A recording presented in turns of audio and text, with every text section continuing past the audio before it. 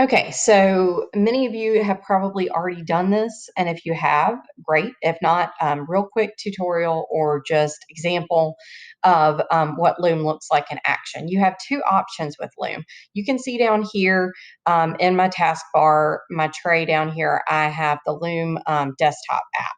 So I chose that option. If you install the extension, you will go to the Chrome Web Store, look for Loom.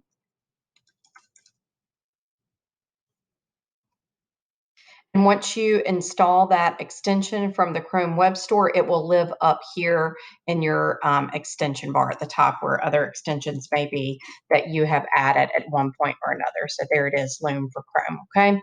I decided, because I already have a ton of extensions and those can slow down your computer a little bit, to do the desktop app. Excuse me. So I'm going to show you very quickly what that looks like. I'm going to go ahead and click on it. You get this little menu, which is very similar to Screencastify, if you've ever used that before. That gives you some different options here. So you could do your screen itself plus the little camera, hello, of your head here, the webcam. You could just do your screen if you do not want your face at all, which some of us do not. I totally understand that. Probably shouldn't have done my own face today. And then the cam only, of course, would just be you, the webcam, if you wanted to talk directly to the students without screencasting any web tabs or any applications.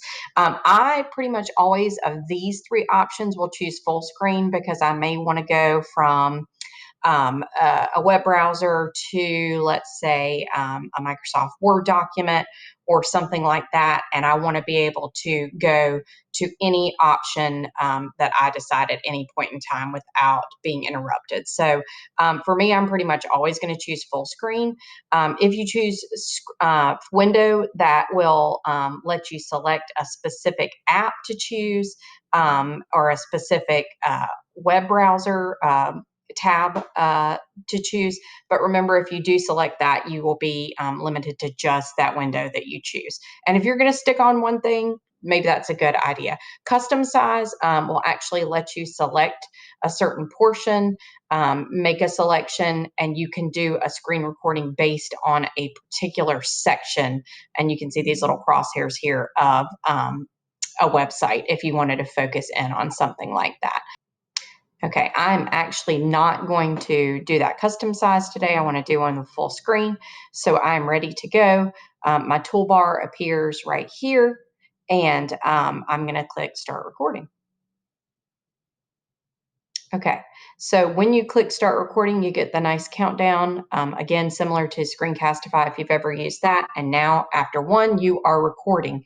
Side note here with the webcam, you could have a small circle, a large circle, or if you just want to use the icon picture that you choose when you set up your profile with Loom, you can do that as well if you do not want to be on screen. Another side note here, in case you didn't know, is that you can actually take this little webcam image of yourself and you can drag it from one side of the computer to the other. So if you want the kids' focus to be in a place other than the bottom left-hand corner, you can drag it up to the top.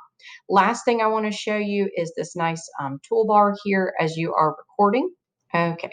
All right, now I'm in the upper right-hand corner.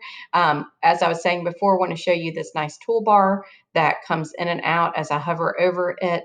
The options are you could restart the video if you wanted to. You could pause it at any point in time, which is a great option if you have something you're trying to demonstrate to the kids and it is loading very slowly. You may want to pause, let it upload, and then unpause when it's done just to save some time and attention there. And of course, you can delete the video if you are in the middle of recording and realize that it's not going well. You can delete that. There are drawing tools right here. I have not had a lot of success with those. They've been very, very slow and kind of laggish, if that's a word, when I've been using Loom. But I am going to show you an option in just a little while. If you are interested in writing notes on the screen, or my science, math teachers, writing a formula, figuring out a math problem, writing that on live on the screen, a solution to that if you don't already have one. Once you have completed your video for the students and you're ready to stop, you come right back to your toolbar on the left-hand side, click Stop Recording.